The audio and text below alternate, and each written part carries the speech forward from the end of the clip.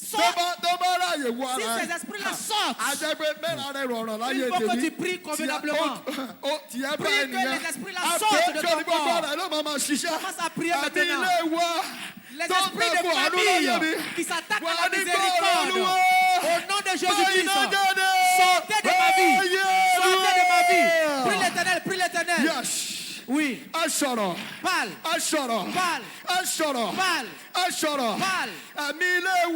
Les esprits de famille, de ma famille paternelle, de ma famille maternelle, qui s'attaquent à ma gloire, qui s'attaquent à mon élévation. Le feu de Saint-Esprit vous fait sortir maintenant. Prie l'éternel. Les esprits de ma famille paternelle, ceux de ma famille maternelle, sortez de mon corps. Sortez de mon corps. Sortez. Amen, amen. Dis amen. Dis amen fort. Tu vas encore reprendre la prière. Prie plus que ton voisin. Les esprits de ma famille vont m'empêcher de voir le faveur de Dieu. Sortez de mon corps. Sortez de ma vie. Allez ailleurs. Les esprits de ma famille paternelle ou maternelle qui s'attendent à l'onction de Dieu. Libérez ma vie. Libérez ma vie. Libérez ma vie. Prie l'éternel. Prie l'éternel. Tous les esprits de ma famille paternelle et maternelle sortent de ton corps. Libère ton corps. Parle à l'éternel. Parle à l'éternel. Parle à l'éternel. Parle à l'éternel. Parle à l'éternel. Parle à l'éternel. Oui, vas-y. Au nom de Jésus. Dis amen fort. Je vais déposer le micro bientôt. L'Esprit de Dieu me donne un sujet. C'est là que je vais terminer. Tu vas invoquer Jésus. Seigneur, fais-moi changer de position. Je suis fatigué de ma situation. Je veux aussi avancer. Par ta miséricorde. Tu vas encore reprendre la prière. La miséricorde grande. Prie plus que ton voisin. Je prophétise ta vie. L'onction de la miséricorde va te faire changer de position. Au nom de Jésus. Élève les mains. On va invoquer Jésus.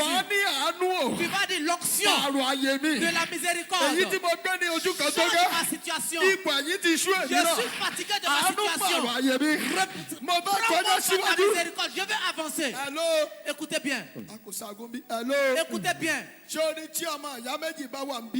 y a deux frères ici, c'est bon que le petit frère soit courageux. Plus que le grand frère. Ce n'est pas par l'âge. C'est pas le droit d'aînesse. C'est ce que tu auras. Tu vas invoquer les deux mains. Tu vas dire, Seigneur, fais-moi changer de position. Je suis fatigué de ma position. Tu vas dire, miséricorde. Change ma position. Je suis fatigué. Je veux évoluer. Je veux avancer. Fais-moi changer de situation. Regarde comment tu pries. Regarde comment tu pries. Prie l'éternel. Je veux changer de situation. Parle à l'éternel. Change ma situation. Je veux avancer. Je veux évoluer. Je veux progresser. Amen, amen. Dis amen fort. Fais encore ce sujet. Tu vas lever les deux mains. Seigneur, fais-moi voyager par la miséricorde. Fais-moi voyager. C'est parce que tu n'as pas la miséricorde que tu es stagnant pendant 7 ans. 3 ans, 12 ans. Et puis tu n'évolues pas. Mais si la miséricorde arrive, ce que tu ne croyais pas pouvoir faire en 2 ans, tu vas le faire en 1 mois. Et lève les mains. Et puis tu vas commencer à dire, miséricorde, fais-moi voyager. Je veux quitter où je suis. Je veux évoluer. Je veux aller de l'avant. Miséricorde, fais-moi voyager. Prie l'éternel, prie l'éternel, prie l'éternel. Parle à l'éternel. Que la miséricorde de Dieu te fasse voyager, te fasse avancer, te fasse évoluer. Parle à l'Éternel, parle à l'Éternel. Oui, parle à l'Éternel. Oui, parle à l'Éternel. Que la miséricorde de Dieu. Parle à l'Éternel. La miséricorde me fait voyager. Elle me fait voyager. Je suis fatigué. Je veux évoluer. Je veux progresser. Nous sommes exaucés. Au nom de Jésus. Je vais prophétiser. Si tu peux dire Amen plus que celui qui est à côté de toi, ça veut dire que tu reçois. Élève les deux mains. Écoute cette onction. La stagnation qui t'empêche. Qui fait que tu tournes en rond dans la maladie. Qui fait que tu es dans la pauvreté. Je prophétise. Ce soir, j'ordonne. L'esprit la sort de ton corps. C'est qu'elle amène ça. L'onction qui s'oppose au bonheur. La puissance qui s'oppose au bonheur. Il fait qu'on ne évolue pas. Et ce que je vais dire. Si tu peux dire Amen. Reçois l'onction de Dieu. Écoute une troisième fois. La puissance qui te maintient, qui t'empêche d'évoluer. Je prophétise maintenant. Avant les 7 jours, au nom de Jésus, tu es libéré. Écoute encore. L'Éternel étant une miséricorde que tu n'as jamais expérimentée. Et puis tu crois que tu es bien. Tu ne sais pas comment tu vas sortir. Mais si tu peux dire Amen, sois délivré maintenant. Avant 21 jours, un miracle qui va se produire. On va parler de toi. Il y a 21 personnes qui peuvent dire Amen. Il y a 21 personnes qui peuvent dire Amen. Si tu peux dire cet Amen, avant 21 jours, on va parler de toi en bien. On va dire que Dieu s'est levé pour toi. Si tu peux dire Amen, cette fois, reçois maintenant.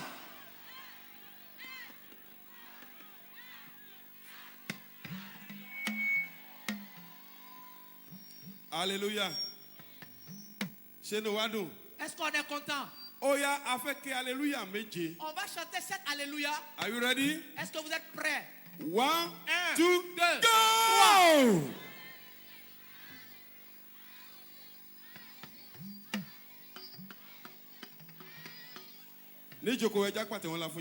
Veuillez vous asseoir et acclamer le Seigneur Jésus-Christ. Ainsi nous voulons aller adorer l'Éternel. Je vais inviter ma maman, la prophétesse de l'Éternel. Elle est doctoresse.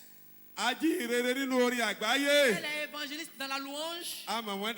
On la connaît presque tous. C'est notre maman. Notre maman dont on vient d'entendre le nom. JP. Praise the Lord! Lord Joko, praise the Lord! Amen. Amen. Élevons les deux mains. Retournons toute la gloire à celui à qui revient la gloire. L'Éternel qui fait que nous sommes vous et moi. Celui qui ne permet pas au diable de faire de toi ce qu'il veut. Il faut lever tes deux mains vers l'Éternel. Il faut regarder le sens que je regarde là. Il faut lever les deux mains comme ça. Il faut chanter 7 puissants. Alléluia.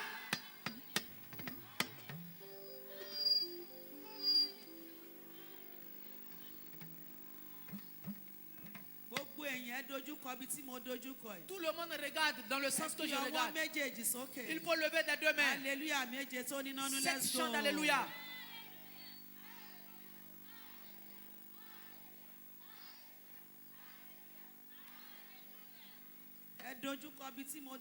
Regardez ce point cardinal que je regarde. Alléluia. 7.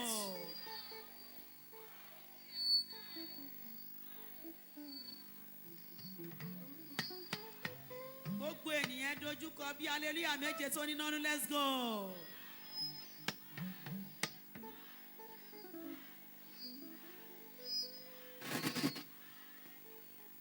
Bíbélì wípé ẹ gbé orí yín sókè ẹ̀yin ẹnu ọ̀nà. La Bible dit élevez vos linteaux aux portes. Kí a jùmọ̀ gbé yín sókè ẹ̀yin ilẹ̀kùn ayérayé. Que vous soyez élevés portes éternelles. Kí ọba ògo kí ó wọnú Et ilé que le wa. roi de gloire fasse son entrée. Oníta ni ọba Il ògo dit, qui yìí. est ce roi de gloire? Olúwa tí ó le. L'éternel fort. Olúwa tí ó lágbára. L'éternel fort dans les Olúwa combats. tí ó lágbára ní ogun. L'éternel fort dans Ẹ les gbé combats. orí yín sókè. Élevez-vous, Ẹ̀yin ẹnu ọ̀nà. portes A éternelles. jùmọ̀ gbé yín sókè. Et soyez Ẹ̀yin élevés, ilẹ̀kùn ayérayé. vous portes éternelles. Kí ọba ògo. Que le roi de Kí ó gloire darapọ̀ mọ́ wa. se rassemble à Ẹ gbé nous. ọwọ́ yẹn sókè. Levez les mains Alléluia méje tó et ní nánú, chantez let's cette go. puissance. Alléluia.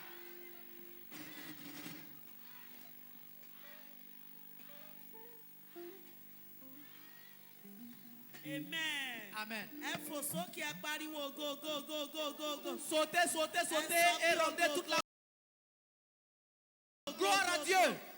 Ẹ sọ pé go go go Dites go go. gloire, gloire, gloire, gloire, Alléluia. gloire à l'éternel. Amen. Amen, amen. Lọ sọ fún èèyàn mẹ́ta pé. Dis à 3 Mo personnes, máa rí tèmi ṣe nínú ìsọjí. je serai béni au cours de ce Sọ fún réveil. èèyàn mẹ́ta Dis à bẹ́ẹ̀ 3 pé. personnes, Mo máa rí tèmi ṣe nínú je serai ìsọjí. béni au cours de ce Sọ réveil. fún èèyàn mẹ́ta pé. Dis à 3 personnes, Mo máa rí tèmi ṣe. je serai béni. Tún lọ sọ fún èèyàn mẹ́ta mi. Dis encore à 3 autres personnes, Pé ẹ̀rí mi yè. dis, mon témoignage est vivant. Ẹ̀rí mi dájú. Mon témoignage est Ẹ̀rí clair. mi yè. Mon témoignage est vivant. Hallelujah.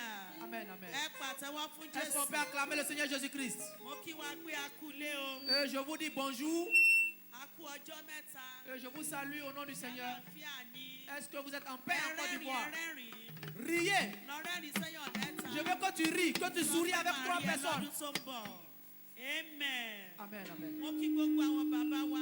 Je salue tous nos pères Gbogbo spirituels, àwọn ẹni ìpè. tous les hommes de Dieu Tí ó wà ní orí pápá sọ́jí qui yìí. sont ici à ce réveil. Ẹ kú ṣe Olúwa sà. Que l'Éternel vous fortifie. Mo kí gbogbo yín ẹ kú lé o. Je vous salue tout le monde en Mo Côte kí d'Ivoire. bàbá wa. Je salue notre papa, Wòlíì Ọlọ́run alààyè. le prophète de l'Éternel, Wòlíì àgbáyé. le prophète mondial Láti ìlú qui Nàìjíríà. est venu du Nigeria. Bàbá wa. Notre papa, Prọfẹ̀sà. le prophète Sam, Olúwalọ́. Oluwalo, Bàbá orí òkè rí o. le prophète de la Bàbá montagne Dábìmọ́gò, ṣé ò ń du pàtẹ́wọ́ Nigeria. ṣá? Est-ce que tu continues d'acclamer le Seigneur Jésus-Christ? Pàtẹ́wọ́ fún. Est-ce que tu continues d'acclamer le Báwo ló ń Seigneur pàtẹ́wọ́ Jésus? fún ní ayé wọn? Et tu es en train d'acclamer Dieu dans sa vie. Kí yín kí ẹ káàbọ̀ sà. Et on dit merci au Ẹ papa kú et bonne ìfaradà, arrivée. ẹ kú ìfẹ́. Et merci de nous avoir Thank aimés. you, sir. Merci, pasteur. Ẹ sọ pé mo anointing daddy. Et dites onction Àti et gbogbo onction. àwọn tó bá wọn wá. Et à tous ceux qui sont venus avec Láti lui orílẹ̀-èdè Nàìjíríà. depuis le Nigeria. A kí ọmọ Ọlọ́run alààyè. Nous saluons les enfants de Dieu. Bàbá wa. Notre papa, Ọ̀rẹ́ wa. notre ami, Ẹ̀gbọ́n wa. notre frère. Ẹni tí ó ní ìtara sí iṣẹ́ Celui qui a Ọlọ́run. le zèle pour l'œuvre de Dieu. Olúwa ń lò lọ́wọ́lọ́wọ́. Que l'Éternel utilise Láti actuellement fi ìsọjí yìí kalẹ̀. pour organiser ce Évan- programme. Évangéliste. Jésù gbè mí. Jésus béni. Ẹ pàtẹ́wọ́ fún Est-ce qu'on peut Jésù. acclamer le Seigneur We Jésus-Christ? will not do it in vain. Et tu ne le feras pas en vain au nom de Jésus. Gbogbo ẹ̀yin akọrin tẹ́ wà ń bí. Tous les choristes qui The sont Lord là, will bless you. que l'Éternel vous bénisse. And to my darling husband. Et à mon cher Thank you, mari, God bless you. merci, Dieu te And bénisse. to my Shindara people. Et à tout Thank mon you, groupe, God bless you. que l'Éternel vous bénisse. Ẹ ṣé gan ni. Merci, merci. Ẹ gbé ọwọ́ yẹn Est-ce sókè. qu'on peut continuer de lever les mains? A máa lo bí ìṣẹ́jú péréte. On va faire quelques minutes Láti gbé àwọn bàbá wa wọlé. pour inviter notre papa. Ẹ gbé ọwọ́ yẹn Tu vas sókè. lever les 2 mains. Mo fẹ́ kí o kó kọrin láti inú kòmó òkun. Kó kọrin láti inú kòmó òkun ọkàn rẹ. Je veux que tu chantes du Bí profond o de bá ton ti cœur gbóhùn ọ̀rẹ́ rẹ. et que tu entends la voix de ton ami. Ìyẹn náà ni. C'est ça. Mo níyẹn náà ni. C'est ça même. Tó bá ti gbóhùn ọ̀rẹ́ Dès rẹ. que tu entends la voix de ton ami, You on your own. et You on your own. tu es à toi-même. Àtú àmẹ̀m yẹn náà ni. Tu es à toi-même. Àtú àmẹ̀m yẹn náà ni. C'est ça même. Bonsoir Abidjan, ṣé mo gbà? Bonsoir Abidjan. Oui, maman. Bonsoir. Bonsoir. Merci. Merci.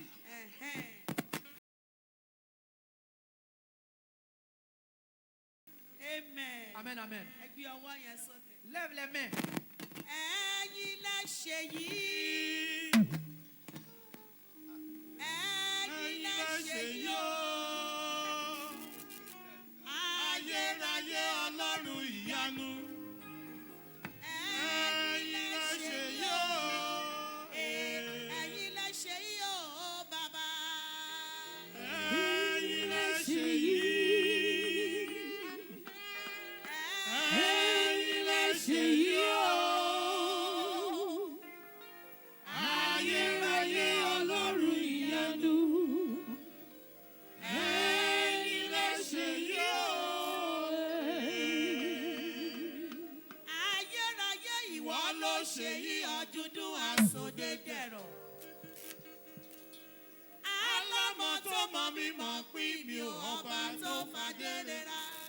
Tún bí ọwọ́ yẹn sókè. Ní gbogbo ọ̀nà o. Ẹ ṣé. Ní gbogbo ọ̀nà. Ẹ ṣé o. Bàbá óyá óyá sọ bẹ́ẹ̀ o. Ní gbogbo ọ̀nà. Ẹ ṣé. Ní gbogbo ọ̀nà. Ẹ ṣé o, Bàbá. Ó ga o, ó tóbi, ó ga Èdùmàrè ga jù ayé lọ. Ó ga o, ó tóbi, ó ga Èdùmàrè ga jù ayé lọ. Ọlọ́ga ó tóbi lọ́ba, ó ga Èdùmàrè ga jù ayé lọ. Ó ga o, ó tóbi, ó ga Èdùmàrè ga jù ayé lọ. Ṣọ́ga láyé ẹ bí ọwọ́ méjèèjì sókè. Pariwo go go go go go.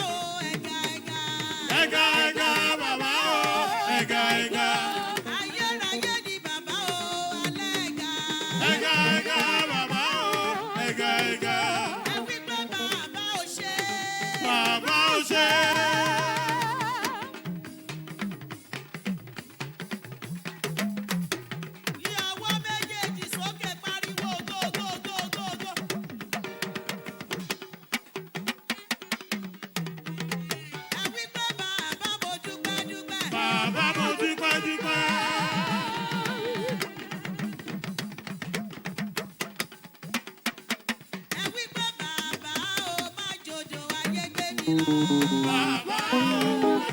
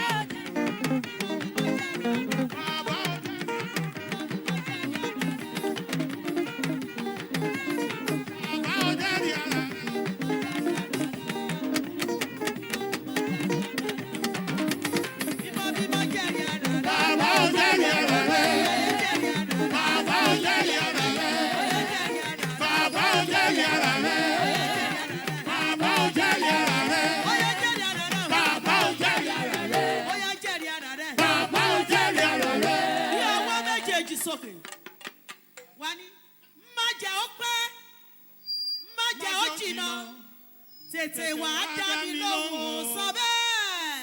Má jẹ́ ó pẹ́, má jẹ́ ó jìnnà. Tètè wá dá mi lóhùn. A máa ju méjì lọ, a máa ju mẹ́ta lọ. Oní bí a ti wí ní etí mi, bẹ́ẹ̀ ni èmi ó ṣe. The Bible says, open your mouth wide, then I'm going to feel it. Gbé ọwọ́ yẹn sókè. Wàá jẹ́ kí ohun tiẹ̀ kó borí sí ọ̀rẹ́ rẹ. Má jẹ́ ó pẹ́, má jẹ́ ó jìnnà. Tètè wá dá mi lóhùn sọ bẹ́ẹ̀ o. Má jẹ́ ó pẹ́, má jẹ́ ó jìnnà. Tètè wá dá mi lóhùn. Má jẹ́ ó pẹ́, Jésù má jẹ́ ó jìnnà. Ọmọ wa dá mi lóhùn bàbá. Má jẹ́ ó pẹ́, má Jẹ́ ó jìnnà. Tètè wá dá mi lóhùn. Àní má jẹ́ ó pẹ́ o. Má jẹ́ ó jìnnà. Ayérayé ò wá dá mi lóhùn sọ bẹ́ẹ̀ o. Má jẹ́ ó pẹ́, má jẹ́ ó jìnnà. Tètè wá dá mi lóhùn.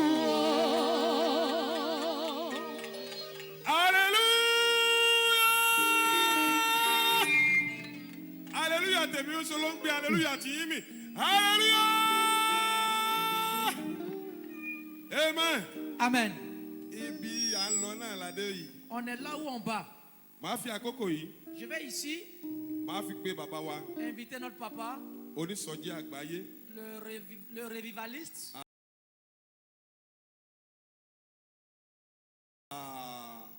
In fact, a rí ìfẹ́ Ọlọ́run nínú ayé wọn. En fait, on voit en lui l'amour de Dieu. Kéèyàn tó fodidi Nàìjíríà lẹ̀, Parce que pour que quelqu'un quitte le Nigeria, wọ́n ń pe bàbá lọ́tún lọ́sì. il est beaucoup sollicité. Ṣùgbọ́n wọ́n ní Mais il a tenu àwọn gbọ́dọ̀ dékòdè fún à wa. venir ici en Côte d'Ivoire. Pàtẹ́wọ́ ńlá fún Jésù. Acclame le Seigneur Jésus-Christ. Bàbá mi nínú Olúwa. Mon papa dans le Seigneur, Prophète le prophète Sam Sam Olú Olou. Alọ́. Alors, Praise the Lord! est-ce qu'on peut acclamer le Seigneur Jésus-Christ? Ẹ jẹ́ ká àtẹ́wọ́ yẹn kọ́ máa sàn dáadáa ìpàdé Acclamons le Seigneur Jésus-Christ pendant qu'il monte. Amen. Amen. Amen. Amen. Amen. Amen. Pàtẹ́wọ́ yẹn sí Jésù. Acclame Jésus-Christ.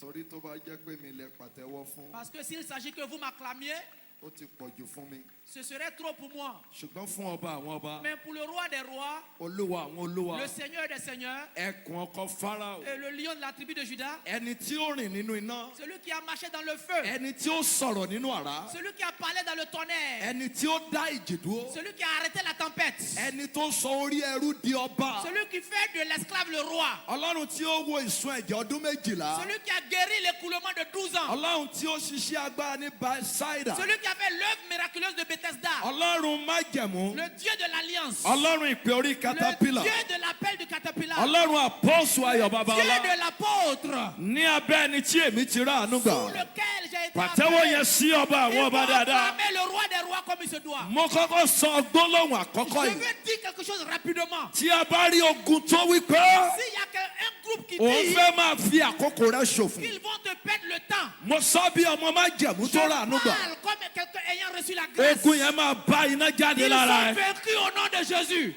Ó dẹ̀ máa rí àánú ńlá Et tu gbà. auras la grande miséricorde. Amen. Amen. Ẹ jẹ́ ká sáré jókòó ká tó lọ nú àdúrà. Est-ce qu'on peut s'asseoir rapidement avant d'entrer Mo dans la lò yẹn prière? láti fi gbé ọba àwọn ọba ga. Et j'ai fait ceci pour élever l'éternel des armées. Torí pé mo fẹ́ ká tètè ṣohun gbogbo Parce que je veux qu'on fasse toutes choses ká lè vite. lọ nú àdúrà. Afin qu'on aille prier. Mo ti kí ọba ọ̀run J'ai déjà salué le roi des tí ó rois. fún wa ní oore ọ̀fẹ́ Qui láti nous wà a donné níbí. le privilège d'être ici. Mo dẹ̀ tún kí àwọn bàbá wa gbogbo tí wọ́n ti wà Et níbí. je salue tous nos papas qui sont ici. Gbogbo àwọn ìránṣẹ́ Tous Ọlọ́run les hommes de Dieu ní orílẹ̀-èdè Côte d'Ivoire ici en Côte d'Ivoire tí wọ́n ti wà níbí qui sont déjà installés láti darapọ̀ mọ́ ìránṣẹ́ Ọlọ́run fún prógámù pour yìí. s'associer à nous pour la réussite de ce programme. Mo dẹ̀ ń kí aṣojú Christ Apostolic Church Worldwide. Je salue le représentant de l'Église apostolique de Christ mondialement Tí wọ́n wà ń bí qui est présent parmi nous tí wọ́n aussi. jẹ́ alábòjútó fún DCC Et ẹkùn qui ti est Côte le d'Ivoire. surintendant pour la Côte Mo kí d'Ivoire. yín bàbá, ẹ Je kálẹ́ salue sà. papa, merci et bonsoir. Ẹ ṣé ẹ kú ìfẹ́ ńlá. Merci pour l'amour. Bẹ́ẹ̀ náà ni mò ń kí ìránṣẹ́ Ọlọ́run alààyè Pareillement, je salue l'homme de Dieu vivant tí Ọlọ́run fún lórí ọ̀fẹ́ à qui Dieu a donné le láti privilège gbé ìpàdé agbára yìí kalẹ̀. d'organiser ce grand programme. Ẹni tí ò ń gbẹ̀yìn rere ń gbẹ ọkàn ẹ̀. Celui qui a soif de la mission, Tí ó ń fẹ́ kí ẹ gba ìtúsílẹ̀. qui veut que vous soyez délivrés, Tí ó ń retí nǹkan rere kan nínú ayé yín. qui attend que quelque chose de bien se passe dans votre vie. Evangelist Jésù ń pè mí. Ẹ pàtẹ́wọ́ sí L'évangéliste Jésù Jésus, est-ce nínú qu'on peut ayé acclamer le wọn. Seigneur Jésus dans sa vie? Bẹ́ẹ̀ ni akọrin àti wòlíì obìnrin. Et je salue la chantre et prophétesse, Ẹni tí ọ̀wọ̀ Ọlọ́run wà lára ẹ̀ lórílẹ̀‐èdè Nàìjíríà celle qui a la main de Dieu sur elle depuis le Nigeria àti lórílẹ̀‐èdè àgbáyé et lápapọ̀. partout en Afrique et dans le monde. Prophetess and evangelist Dr. Bisi Aláwìyé La Àlùkò. prophétesse, l'évangéliste et docteur dont on vient Ẹ d'entendre bá le mi nom. pàtẹ́wọ́ yẹn sí Est-ce Jésù qu'on peut nínú acclamer ayé wọn. Jésus dans sa vie? Lórúkọ Jésù Olúwa yóò dára fún yín. Au nom de Mo Jésus, kí elle sera gbogbo bénie. ẹ̀yin akọrin Je kwaya tí ẹ wà salue ń tout bí. le groupe musical ici Pẹ̀lú présent ẹ̀yin engineer et tous les ingénieurs ẹ tó stage fún wa. et tous les musiciens Gbogbo ẹ̀yin securities et tous ceux qui assurent la sécurité et les policiers tí Ọlọ́run fún ní oore ọ̀fẹ́ láti wà ń bí à pẹ̀lú wa. qui Dieu a donné le privilège d'être ici avec nous. Thank you. God bless Merci you. et que Dieu vous bénisse. Ohun tá a máa ṣiṣẹ́ lé lórí láti òní báyìí títí di ọjọ́ Et Friday. ce sur lequel nous allons travailler à partir d'aujourd'hui jusqu'au vendredi, Ó ní àpè ní àánú tí ó ga. c'est le thème la grande miséricorde. Àánú tí ó ga. La miséricorde surpassante. Tí a bá ń sọ̀rọ̀ lórí àánú, Lorsqu'on parle de miséricorde, kí lẹ mọ̀ tí a kàn ń pè gan ní àánú? qu'est-ce qu'on appelle miséricorde même? Màá pín méjèèjì sí méjì. Et je vais subdiviser Màá ça sọ en ohun deux. tí a ń pè ní àánú. Je vais vous dire ce qu'on appelle Màá miséricorde. sọ̀rọ̀ lórí gíga rẹ̀. Et je vais parler de la Àwa grandeur. máa mú àwọn ẹ̀ka láti abẹ́rẹ́ láti Et on ọ̀la va lọ. prendre des sous-thèmes à partir de demain. Àánú La miséricorde. ni kí a gbójú kúrò ní àìṣedéédé ènìyàn. Et c'est le fait de fermer les yeux sur les défauts de quelqu'un. Àánú La miséricorde, ni kí a dín ìjìyà ènìyàn kù. c'est le fait de réduire la peine de quelqu'un. Ìjìyà tàbí ẹ̀gún tó ń jà nínú ìdílé ènìyàn. Ou la peine ou la malédiction familiale. Àánú ni pé kí a ṣáà dín ìjìyà ènìyàn kù. Ça consiste à diminuer cette peine.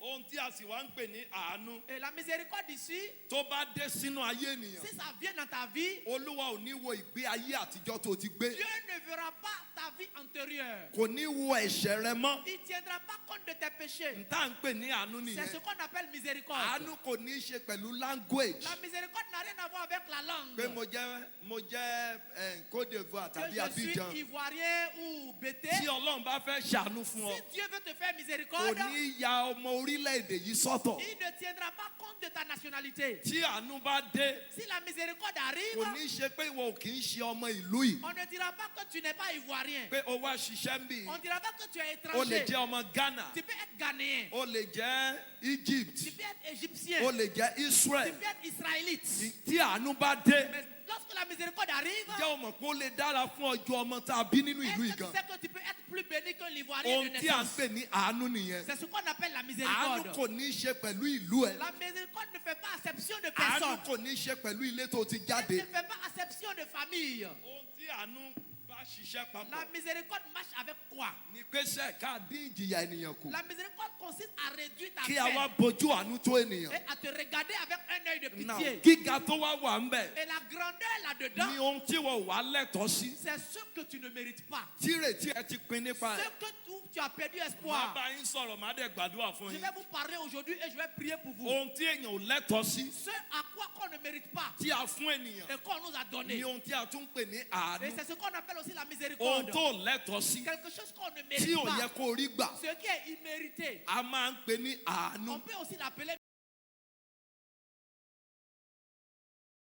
miséricorde. Àpẹẹrẹ nìyẹn o. Ça, c'est un Mo lè exemple. ṣoríṣiríṣi àpẹẹrẹ Je fún vais yín. vous donner plusieurs exemples. Ohun tí wọ́n ń pè ní Ce àánú. qu'on appelle Gíga miséricorde. rẹ̀. La Ohun tó grandeur. lè ṣiṣẹ́ kan Ce pourquoi tu ne peux pas tó travailler. kàn déédéé rí gbà Et que tu arrives, que tu tí a dẹ̀ reçois. fún ọ. Et qu'on te donne. Kò wá ní yí àwọn Et ènìyàn. les gens ne Wọ́n á comprendront máa pas. béèrè pé báwo ló Ils ṣe vont ṣe. commencer à se poser des questions. Ǹjẹ́ ẹ mọ̀ pé dídúró mi níbí Est-ce que vous savez que le fait que je Àánú sois ni là, ẹ jẹ́ ń bẹ̀rẹ̀ c'est pas báyìí. la miséricorde? Laissez-moi commencer par ní ceci. ayé àtijọ́ Dans l'ancien temps, ìyẹn ni pé ńgbà táwa wà ń kékeré. quand nous étions petits, mo ní nǹkan mẹ́ta tí àwọn èèyàn mọ̀ mọ́ mi. il y avait 3 choses que les gens savaient de moi. One, mo jẹ́ bí best student nílé ìwé Et mi. j'étais le meilleur élève de mon école. àwa tá a máa ń ṣe first, second, third. Et nous qui étions premier, deuxième et troisième, sí ìkarùn-ún. jusqu'au cinquième,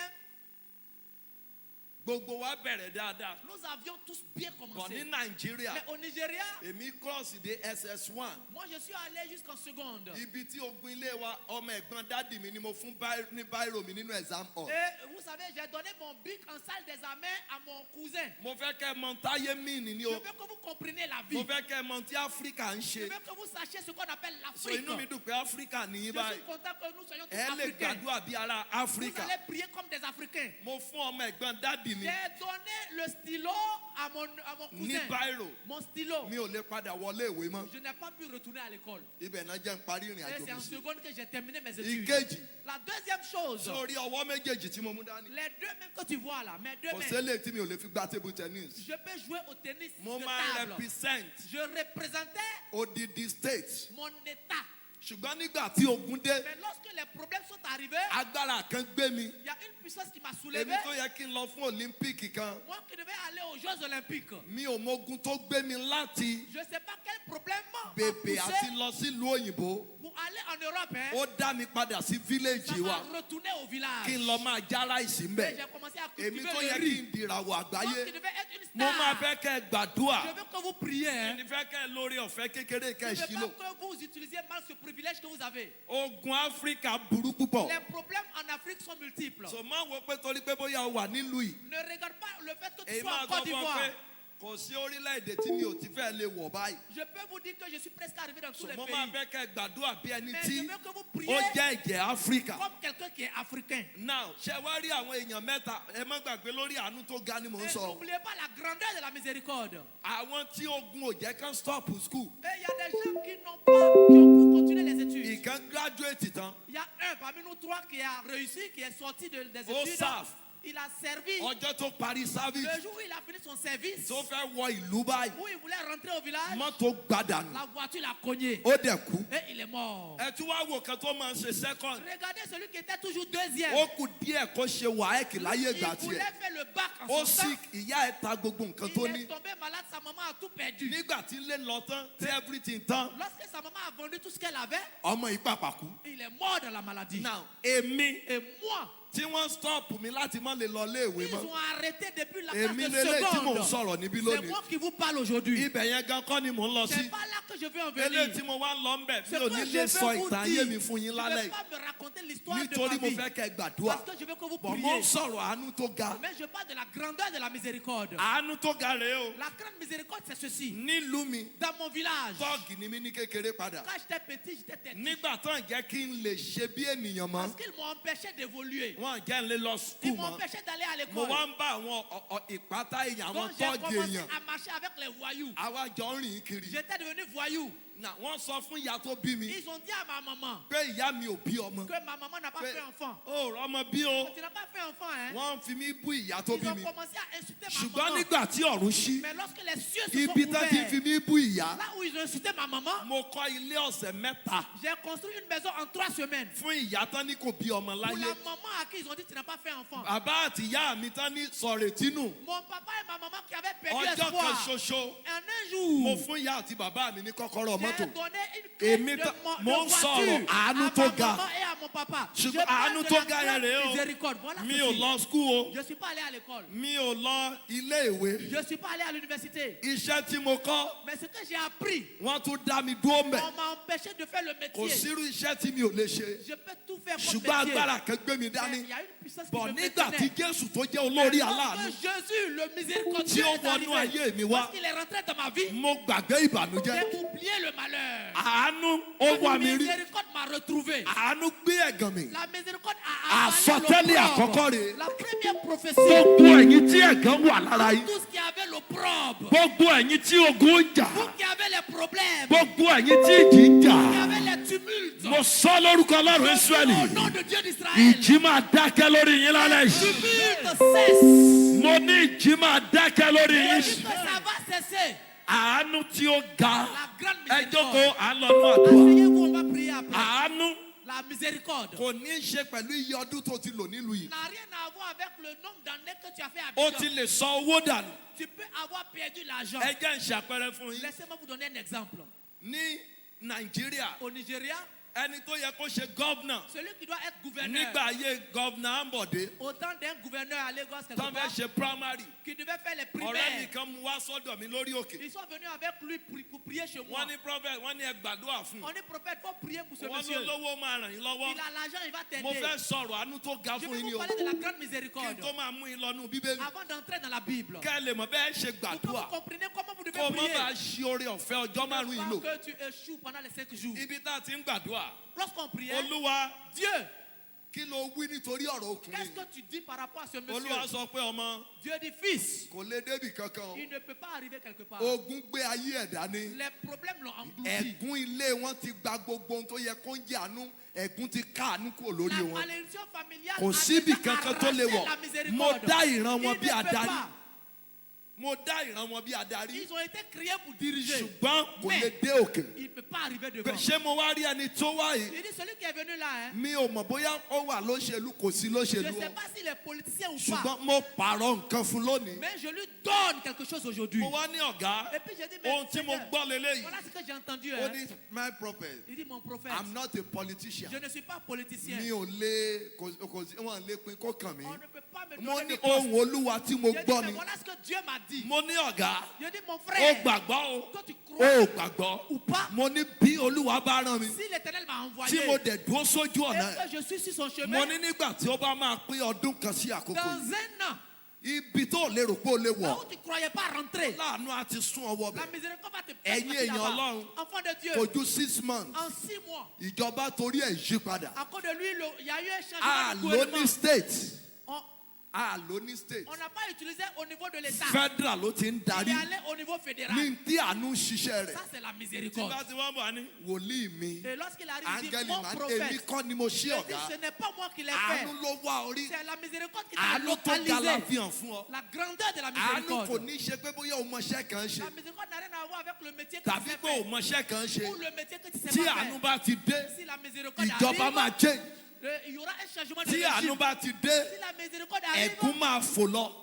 la malédiction s'enfuit. Tí àánú bá ti dé. Lorsqu'elle arrive, Ìjì máa dákẹ́. les tempêtes Sínú cessent. ayé 41. Dans ta vie de 41 Mo personnes, sọ tẹ́lẹ̀ sí ọ. je dis quelque chose. Àánú tó máa pààrọ̀ ayé La ẹ. miséricorde qui va te délocaliser. Tí ó fi sọ̀rọ̀ bí ọba. Et puis tu vas parler comme Ọ̀run un àánú roi. yẹn máa ṣí fún ọ lónìí bẹ́ẹ̀. Reçois la miséricorde. Mo ní ọ̀run àánú yẹn máa ṣí fún ọ. Reçois la miséricorde. Mo lọ́run àánú yẹn máa ṣí fún ọ. Reçois la Mo miséricorde. lọ́run àánú yẹn máa ṣí fún ọ. Reçois la Ẹ miséricorde. jókòó, à ń lọ nú àdúrà. Veuillez vous asseoir, on va Ẹ prier. jẹ́ àjókòó. Veuillez vous asseoir. Mo fẹ́ kẹ́ ẹ mọ tá à ń pè láàánú. Je veux que vous sachiez ce qu'on appelle Tí àánú miséricorde. bá dé, Lorsque la miséricorde arrive, àyè rẹ̀ á yí padà. tu seras délocalisé. Tí àánú bá dé, Lorsque ça arrive, wàá sọ̀rọ̀ bí ọba. tu vas parler comme un roi. Tí àánú bá dé, Lorsque ça arrive, gbogbo àwọn tó ti fi ọ́ rẹ́rìn nínú orílẹ̀-èdè tous ceux yìí. qui se sont moqués de toi dans le Wọ́n á pays, padà wá tẹríba. ils vont commencer à se Limo prosterner. sindalika pailia. Ọkùnrin kan wà níbí. Il y a un homme ici. Olúwa sọ fún mi pé ọmọ. Dieu me dit, fils, Ó ti nírí nínú ìlú yìí.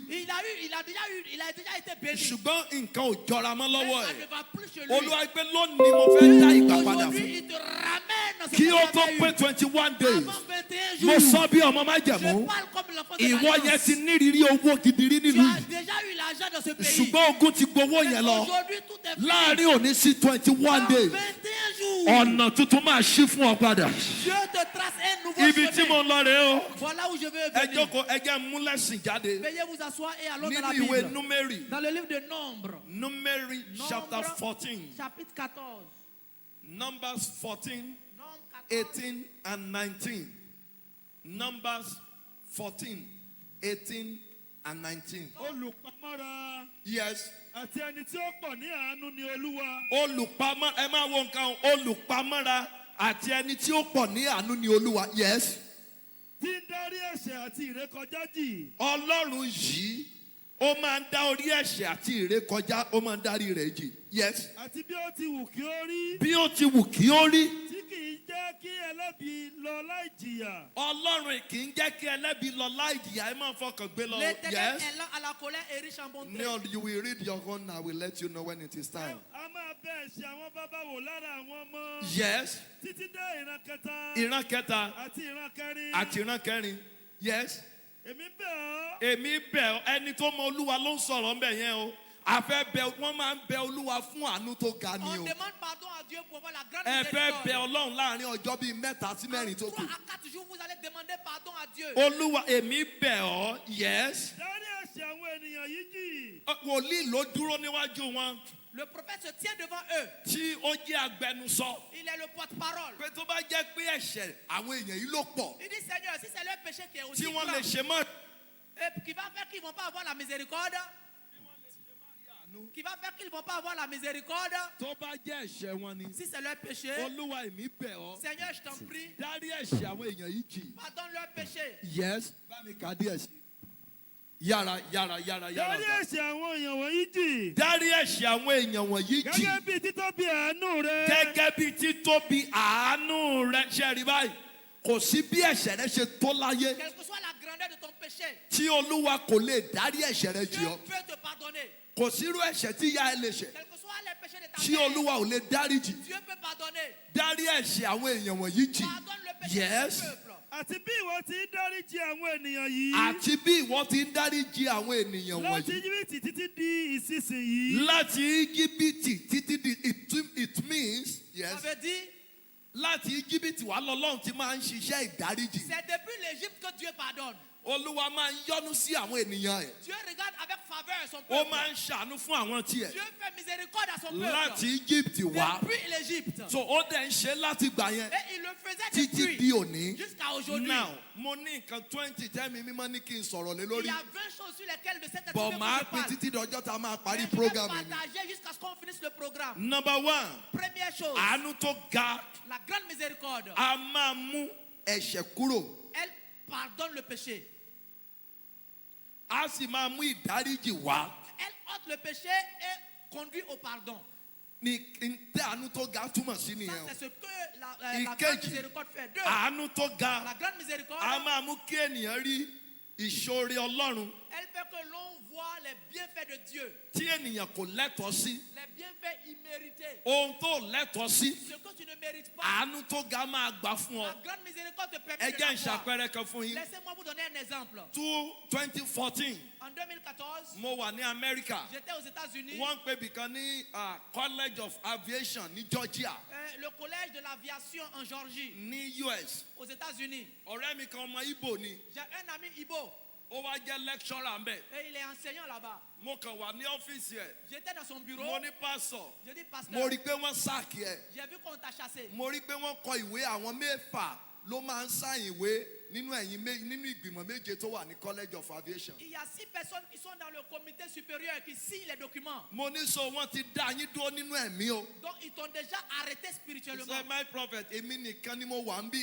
Et puis il dit, mais prophète, je suis le seul ici. Pé èmi nìkan ni dúdú Que c'est moi le seul noir. tí ó wà ń bí pé ipò tó ń dẹ̀ wà. Le seul noir qui suis Ogun ici. máa ń ja àwọn dúdú ni. Et j'ai tous les problèmes parce qu'il y a du Mo wá racisme. ní ọ̀gá. Et je lui ai dit, frère. Ó ní, he said, my prophet, what is the way out? Il me dit, mais prophète, quelle est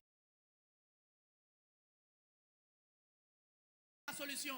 Mo ní ọ̀nà àbáyọ wà. J'ai dit, il y a une solution. Ogun tó bá ti le ju ọjọ́ orí ènìyàn. Et lorsqu'il y a un problème qui Mo ní dépasse ton àánú la âge, máa ń béèrè fún. on demande la miséricorde. Àwa jókòó sínú aviation Et on college s'est yẹn. assis dans le, Nílẹ̀ẹ́lẹ̀. à terre, dans Olúwa l'université. jẹ́ kí àánú On sọ̀rọ̀. dit, Seigneur, que la miséricorde Jẹ́ kí àánú parle. sọ̀rọ̀. Que la miséricorde Jẹ́ kí parle. àánú Que sọ̀rọ̀. la miséricorde parle. Bí òtútù ṣe pọ̀ tó nígbà yẹn. Et il faisait froid. A dẹ̀ ń béèrè fún àánú Et débi on pé demandait la miséricorde. aṣọ wa ń tutù bí omi ń Au kán point lára que wa. on a été mouillé par la sueur. Lórí àánú Pour la miséricorde.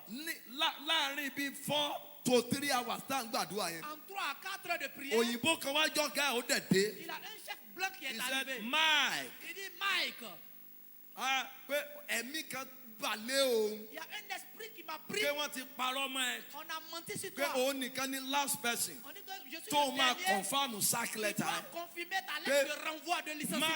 Mike, But today, mais aujourd'hui, inú mi yọ sí ọ. je suis content de Àánú toi. là ń pè pé kí èèyàn rí ẹ̀yọ́nú gbà. Et la He faveur said, imméritée, c'est la miséricorde. Do this, Il dit, Marc, fais do ceci, this, fais cela. do this. Fais ceci. And you are the one Et tu es that will celui-là be the head of this aviation. Qui sera le chef de cette université. I will put you through. Je vais te mettre devant. Ẹnìkan tí Olúwa máa lò fún ẹ. Il y a quelqu'un que Dieu va utiliser pour Ní toi. orílẹ̀-èdè Côte Dans d'Ivoire. ce pays, la Côte d'Ivoire. Tí o fi máa dìde. Qui va faire que tu vas te lever. Kí ó tó pé 21 Avant days. 21 jours. Bí Olúwa ti bẹ tí ẹ̀mí ẹ wà. Étant vivant. O máa bọ́ sí ọwọ́ ẹni náà. Tu rencontres la personne.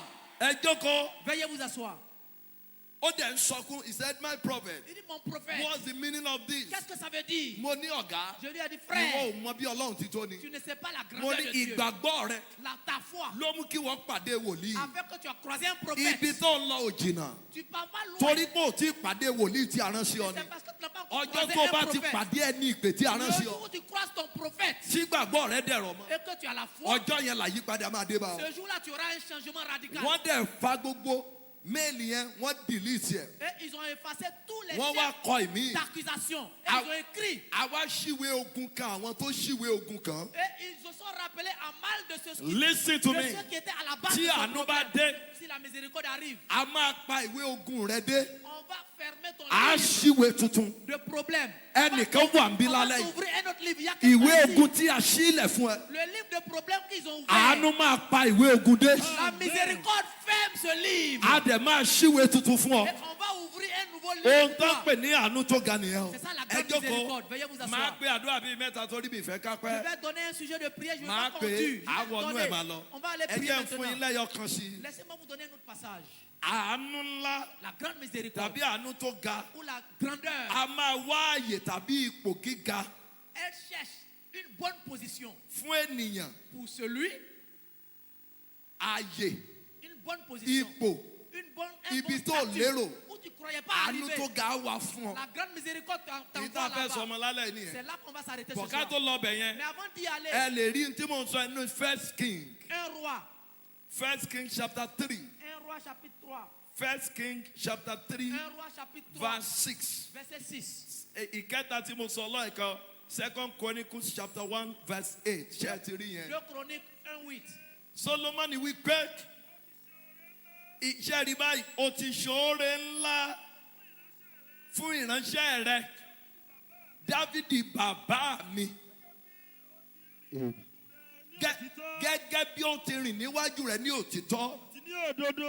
Yes. àti ní dídúró ṣinṣin. Àti ní dídúró ṣinṣin. pẹ̀lú ọkàn kan pẹ̀lú rẹ. Yes. ìwọ sì pa oore ńlá yìí mọ́ fún un. Ó wá pa oore ńlá yìí mọ́ fún un. láti fún un ní ọmọkùnrin. Láti fún lọ́mọkùnrin. tí yóò jòkó lórí ìtẹ́ rẹ̀. Ṣé ẹ rí títóbi rẹ̀ báyìí? Voyez sa grandeur. Àánú a máa mú kéèyàn dúró sí ipò tó ga. La miséricorde nous fait accéder à un grand poste. Solomoni kò ní ẹ̀tọ́ sí ipò ọba Salomon ne méritait pas la royauté torí ọmọ àlè ni. parce qu'il était illégitime. Ṣùgbọ́n torí àánú tó ga, Mais par la grande miséricorde, àánú ṣí kúrò lórí ọmọ gangan. la miséricorde est quittée Ó lọ sí orí ọmọ àlè. du Eléyìí tẹ́ ẹ máa ń pè ní légitime au bâtard. básáàdì àbí bó lẹ ṣe máa ń Au pè é. bâtard. Àánú ṣí kúrò lórí ọmọ gangan. La miséricorde a quitté le légitime. Ẹni tí ìyá rẹ̀ ò rò pé ó lè jẹ́ èèyàn láyé. C'est lui dont la maman ne s'attendait pas. Làánú wá rí. C'est lui qui la So, ohun tá à ń miséricorde pè a ní àánú localisé. tó ga. Ce qu'on appelle la grande Kò ní í ṣe miséricorde. pẹ̀lú ìgbé ayé tó Ça ti n'a gbé rí. rien à voir avec ta vie. Kò ní í ṣe pẹ̀lú ìgbé ayé tó ọmọ ẹ ti Ça gbé n'a rí. rien à voir avec la vie de ton enfant. Àánú tó ga La ni o. grande miséricorde. Króníkà kejì. 2 Chroniques. Orí kìíní ẹsẹ̀ ìkẹjọ. Chapitre 1, verset 8. Kí ló ń tó náà wí ká lọ gbàdúrà. Et on va aller Gbà tí prier. n bá máa parí màá wá júwe ibi tí àánú tó ga yẹn ń gbà wá. Et quand je vais finir, je vais vous donner où est passée la grande miséricorde. Second Chronicles chapter 1 verse 8. 2 Chroniques, chapitre 1, verset 8. Ẹ rí. Solomoni sì wí fún Ọlọ́run pé. Solomoni náà wá wí fún Ọlọ́run pé ìwọ ti fi àánú ńlá. ṣé ẹni tó mọ iyì Ọlọ́run lélẹ́yìí o ṣé mọ̀ pé òun náà ló sọ̀rọ̀ ní First King. La valeur de Dieu. Yes. ìwọ ti fi àánú ńlá bàbá mi. Ó ti fàánú ńlá bàbá mi. ó sì ti mú mi jókòó. Ó ti wá mú mi jókòó. àbí jọba ní ipò rẹ̀. Jọba ní ipò rẹ̀. nísinsìnyí Olúwa Ọlọ́run. Yes. jẹ́ kí a mú ọ̀rọ̀ rẹ fún Dáfídì bàbá mi ṣẹ. Ẹ wá gbọ́ o, ẹnìkan wà ń bí. Il y a quelqu'un ici. O ti ń lé nǹkan kan láti oṣù mẹ́fà. Il y a 6 mois, tu cherchais quelque chose. Tàbí láti bí ọdún mẹ́ta. Mais il y a 3 ans, tu cherchais quelque chose. Ní oṣù yìí sí oṣù kẹjọ. Ce mois jusqu'au 8e mois. Ohun rere tó ń nàgà wò Ce yẹn. que tu attendais jusque Tàbí là. tí ọkàn rẹ ti ń pòǹgbẹ. Derrière lequel tu languissais, àánú máa gbà fún ọ. la miséricorde te le donne. ṣé rí àdúrà mẹ́ta t'Olúwa ní kí n pè lálẹ́ Voyez yìí. les 3 sujets de prière que Dieu m'a dit mo de máa donner. fẹ́ kó fi gbogbo agbára gbà. Je vais vouloir que tu le fasses avec toute ta má force. jókòó máa o. Ne t'assois plus, hein. ọ̀dọ̀ Ọlọ́run ni àánú tó ga ti ń wá. La grande miséricorde vient de Dieu. by the time tí bá fẹ́ parí ìsọjí màá júwe gbogbo ẹ̀ fún yín. Quand je vais finir, je vais vous montrer l'origine de la grande ṣùgbọ́n miséricorde. ìnáwó méjèèjì sókè. Mais lève les deux mains. igbe tí a lè. igbe ẹ̀. Ton cri ó máa borí ẹnìkan. doit surmonter quelqu'un. Olúwa jẹ́ kí ọ̀run àánú ó ṣí fún mi lálẹ́ Tu vas yìí. dire, Seigneur, que les cieux de la miséricorde s'ouvrent. mi ò ní fẹ́ kó gbàdúrà bí ará ìlú ìtàn o. Je ne vais pas crier, je ne vais pas vouloir que tu pries. tàbí màá fẹ́ kó gbàdúrà bí Áfíríkà Je ni veux o. que tu pries comme un tó bá Africain. jẹ́ ọmọ Nàìjíríà tó wà níbí. Si tu es Nigérien ou gbàdúrà Ivoirien, kínú gan bí ọ níbi tó wà. il faut prier avec ẹ na colère. ọwọ́ yẹn méjèèjì Il sókè. faut lever les deux mains. Olúwa jẹ́ kí ọ̀run àánú ó ṣí fún Tu mi. vas dire, Seigneur, ouvre-moi les cieux de la sórí miséricorde. má fẹ́ ayé ara ẹ̀ ṣeré Il o. ne faut pas jouer avec ta vie. jẹ́ kí ọ̀run àánú ó ṣí fún mi. Ouvre-moi les cieux de la ẹni tí miséricorde. ọ̀run bá ṣí fún Lorsque les cieux s'ouvrent, ni àdúrà máa ń gbà fún. ta prière est exaucée. Olúwa ṣí ọ̀run àánú fún mi. Ouvre les cieux de la miséricorde. jẹ́ kí ọ̀run ó ṣí. Ouvre les cieux. mo fẹ́ jọlá àdúrà. Je veux vivre Olúwa ṣí ọ̀run àánú. de la miséricorde. wàá máa kígbe yẹn. Tu vas écrier. Olúwa ṣí ọ̀run àánú. Ouvre les cieux de la Olúwa ṣí miséricorde. ọ̀run àánú. Ouvre le ó ciel. yẹ pé àdúrà náà. Invoque et prie. Invoque et prie.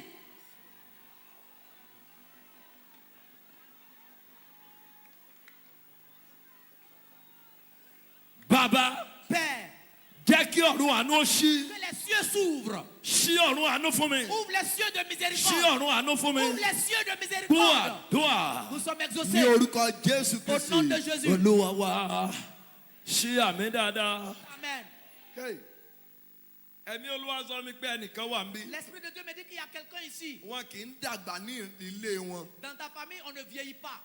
Tí wọ́n ti mọ̀ ń kú. Il n'y a pas de longévité. Olúwa pé ọmọ mo dẹ̀ fẹ́ ṣiṣẹ́ àánú o. Et Dieu dit qu'il veut faire miséricorde.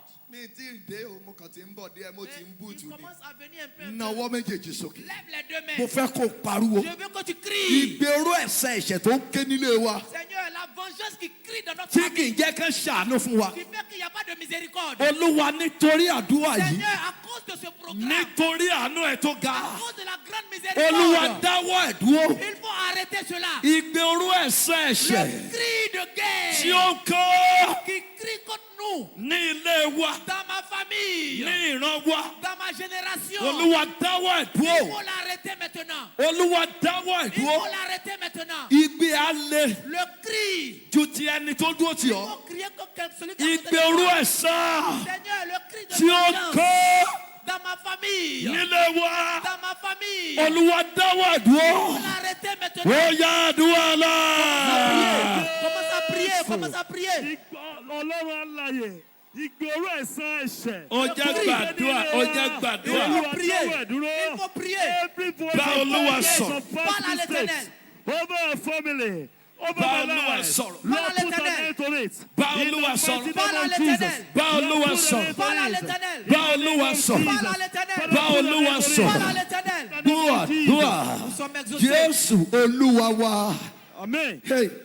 Ẹ ti gbàdúrà yẹn tó o. Vous n'avez pas suffisamment prié. Ẹ ti gbà tó o. Vous n'avez pas suffisamment Ẹ prié. pariwo sẹ́. Tu vas crier. Ìgbéró ẹ̀ṣẹ̀ ẹ̀ṣẹ̀ Le cri de vengeance tí àwọn bàbá ńlá wa ti dá que mes ancêtres ont commis comme péché,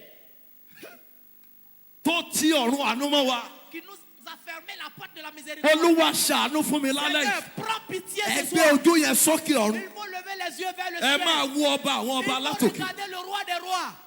Ẹ̀ṣẹ̀ àwọn bàbá ńlá mi Le péché de mes ancêtres tí a ń béèrè ẹ̀san rẹ̀ lórí mi. que je paye, Tí a ń béèrè ẹ̀ lórí àwọn ọmọ ìyá mi. que mes enfants payent. Olúwa látòkè wá. Seigneur, depuis le ciel, Olúwa gbójú wọlẹ̀. il faut regarder la terre. Olúwa para lórí Il mi. faut l'effacer. Olúwa para. Il faut me passer. Olúwa para. Il faut me délivrer. Olúwa para. Il faut me délivrer. Ó yá dúàlá. Prie l'Éternel. Jésù Ọlọ́run aláàyè ìgboro ẹ̀san ẹ̀ṣẹ̀ àwọn òbí mi ti bàbá àti ìyá mi ti orílẹ̀-èdè mi lórí ayé mi Olúwa parẹ́ Olúwa parẹ́ Bàbá. parẹ́ Bàbá. parẹ́ Bàbá. Efface. Bàbá. Efface. Para. Efface. Para. Efface. Para. Efface. Jésù Efface. Olúwa Au wa. nom de de Jésus. Ṣé àmín dáadáa. Dis amen. Ṣé àmín dáadáa. Dis amen. Ṣé àmín dáadáa. Amen. Sórí tí mi bá tàn ọmọ tàn ara ẹ o. Si moi je te blague pas, faut pas te tromper toi-même. Àwọn tí ayé wọn bá ti ń dá nídìílé yín tán bá fẹ́ lọ òkè. Dans ta famille, lorsque quelqu'un veut s'en sortir, wọ́n máa ń kú ni. il meurt tôt. Ó mọ̀ fúnra ẹ̀. Toi-même tu sais. Torí tí n bá ti pe àdúrà yìí. Lorsque je vais invoquer ce sujet-là, tó bá mọ̀ pé n tó ń ṣẹlẹ̀ ń dilé ẹ nìyẹn. si tu sais que ça se produit dans ta famille, mi ní fẹ́ kó dúró síbẹ̀ yẹn. je vais pas vouloir que tu t'arrêtes mo pour tu fẹ́ arrêter. dá ọwọ́ lé ọ. Je vais t'imposer la main. Àánú fẹ́ yí ikú yẹn kúrò lórí tiẹ̀. La miséricorde veut enlever la Ẹ̀gún yẹn mort. fẹ́ parẹ́ lórí ẹ. La malédiction va s'effacer bọ̀ tó sur bá toi. sì tijú ara Mais ẹ. si tu as honte, tó bá lọ fẹ́ wá bá mi lẹ́yìn ò lè rí et mi. puis tu veux venir me voir après, tu me verras pas. Rárá o Non. èmi ò ń jẹ́ wòlíì tó a lọ mọ ká mọ́ hòtẹ́ẹ̀ tàbí Moi, ká je ne mọ́ suis pas nìkan. le genre de prophète Èmi qui ò vient ráyè voir à yẹn. l'hôtel. Je n'ai pas ce temps. Wàhálà mi pọ̀ Nàìjíríà J'ai kọjá trop gbọ́ de kí problèmes au n ṣẹ̀ Nigeria. débí Je kó ne máa wá reçois rojọ́ pas sí les mi. gens individuellement. Non, mi ní táìmù yẹn. Je n'ai pas ce temps. tó bá mọ̀ pé wọ ni Si tu sais que c'est tí de n toi bá que ti je pe parle, àdúrà yìí lorsque j'invoque le arán sujet, mi sí ọ ni o. on m'a envoyé vers Ìwọ toi. lẹ́ni àkọ́kọ́ tá a Tu es kọ́kọ́ la rán mi sí. première personne à qui on m'a envoyé. Ẹ̀gún kì í jẹ́ ká dàgbà nílé yín. La malédiction empêche de Ẹni tó bá ti grandir. fẹ́ ṣe dáadáa jù Quelqu'un veut réussir dans ta wọ́n famille, máa ń kú nídìílé on yín. le tue rapidement. Kó má lọ di pé wọn ò ní jẹ́ kó parí ọdún yìí. Pour ne pas que tu ne termines Ẹ̀nàwó pas cette année. méjèèjì sókè ká Il faut díjú. lever les deux mains et fermer les Wàá yeux. pe orúkọ Tu Jésù. vas invoquer Jésus. Ẹ̀gún àti èpè Malédiction tí ó máa ń pa àwọn akọni níran wa. qui tue les riches de ma famille. Tí wọn kì í ṣe é dàgbà. Il faut qu'on ne vieillit pas. Olúwa parẹ́ lórí mi. Seigneur, il faut l'effacer sur moi. Ọ̀gá, Oui, frère. inú mi máa dùn sí ọ. Je suis content pour toi. Ó dàbí pé ara yín gbẹ tẹ́lẹ̀. C'est comme si vous étiez sec. Ẹ dìde dúró. Tenez-vous debout. Ẹ dìde. Tenez-vous debout. Ẹ̀nàwó méjèèjì sókè. Levez vos deux mains vers le ciel. Mo dá owó agbára lé ọ. Je mets la main de puissance sur Gbogbo toi. ẹ̀gún àti èpè Toutes les malédictions. tí kì í jẹ́ ká lògo di alẹ́. Empêche de Níbi tí vieillir. a ti bí yín. Tu es Ó accouché. yẹ kó parẹ́ lórí ẹ. Disparaît de ta vie. Malimo sindalika pai. Limo sindalika pai. Limo sindalika pai. Ọlọ́run àwọn ẹni mímọ́. L'éternel des saints. Ọlọ́run àpọ́sù àwọn Le babalá. Dieu des apôtres. Ẹ̀gún ẹ̀gọ́ Olúwa ní kẹ̀kẹ́. Dieu a dit de crier. Tó bá jẹ́ pé ẹyọkan yìí ni mo ṣe fún yín lónìí. Si c'est ce seul sujet de prière qu'on fait Màá aujourd'hui, tẹ̀síwájú ń bẹ̀ lọ́la. on va continuer demain. Ẹ̀nàwó méjèèjì. Levez encore vos deux mains. Ẹ̀mí ò kú lára mi. Seigneur, l'esprit de mort en moi. Ẹ̀mí ò kú lára mi. L'esprit de mort en moi. Wà ní ó yá jáde. Tu vas dire sors. Ó máa jáde nísìnyí On o. va sortir Mi maintenant. ò ní péjú àdúrà kan ẹ C'est lọ́mọ le lálẹ́. seul sujet de prière que je vais Mo fẹ́ donner. kẹ́ ẹ máa lọ. L'esprit de mort va Bọ̀ mo fẹ́ sortir. kó ké. Je veux que tu pries. Ẹ̀mí ò kú lára mi. L'esprit de mort. Ẹ̀mí ikú òjijì. L'esprit de mort. Ẹ̀mí ikú òjijì. L'esprit de mort subite. Ní ara mi. Dans mon corps. Wà á máa mi ara yẹn Il báyìí. faut remuer ton corps. Wà á máa mi. Il faut remuer ton corps. Ó yá lára mi. Sors de mon corps. Ẹ̀mí ikú òjijì. L'esprit de mort subite. Ẹ̀mí ò kú lára mi. L'esprit de mort. Amen. Oui, amen. Amen. Amen. Ọ̀gá, Frère, ẹ̀gún orí bí wa. il faut monter sur le podium. Ẹ̀gún wa. Il faut monter sur le podium. Sórí. Má ṣubú. Ne tombe pas. Ṣé bí mo ṣe wò yín sà? Quand je te regarde, Mo rí yín nínú ilé ńlá. je te vois dans une grande maison. Olúwa sọ mi pé ọkùnrin. Dieu dit ce Ọ̀gá monsieur, jẹ́ ẹni kìíní kan yẹn dà kí náà gbókò ẹ̀. DIG, Jẹ́ IG àbí bó la ṣe ń pè. DIG, Ẹ̀yin bàbá mi alága, ṣé ẹ rí bàbá yìí? ce monsieur que vous voyez, Mo rí nínú ilé ńlá, ilé yẹn tóbi. dans une grande maison. Olúwa sọ mi pé ògo ni ọkùnrin Dieu yìí. m'a dit que c'est une gloire. Ṣùgbọ́n Mais- wọ́n fẹ́ ṣẹ lórí ẹ̀mí. On veut lui couper Bó l'esprit. ṣe dúró ìsà. Là où il est arrêté, Tí èèyàn bá ní irú ẹ̀ka ní pé wọ́n jẹ́ kó kí ẹ̀mí inú rẹ̀ kan jẹ́ kó wúlò tán. si on le laisse fleurir, Ẹni tí èèyàn bíi 20, 40, 50. il y a Tó lè máa 40 jẹ ní ọ̀ndà rẹ̀ personnes ni. qui vont manger en bas de lui. Ẹni tí Ọlọ́run ṣàánú fún ni. C'est quelqu'un à qui Dieu Ṣùgbọ́n a wọ́n fait fẹ́ pa ọ́. miséricorde, mais on veut le tuer. Ṣùgbọ́n mo sọ lórúkọ Ọlọ́run Je dis Ísírẹ́lì. au nom de Dieu Gbogbo d'Israël, ẹ̀mí ikú tous òjijì. les esprits de mort subites, Èyí tó lóun fẹ́ pa qui ọ́. veulent t'arracher la vie, Gbogbo ọfà ikú lára les ẹ̀. flèches de la mort, Mo sọ bí ọmọ májẹ̀mú. je dis comme enfant de Ọfà prophète, ikú yẹn. les flèches de la Ó mort, yẹ kó jáde. sortent, Kó jáde. sortent, Kó jáde. sortent. Ṣé o lè lọ wá pure water kan wá Est-ce que tàbí tu peux bottle aller water? chercher un bidon d'eau rapidement? Hein?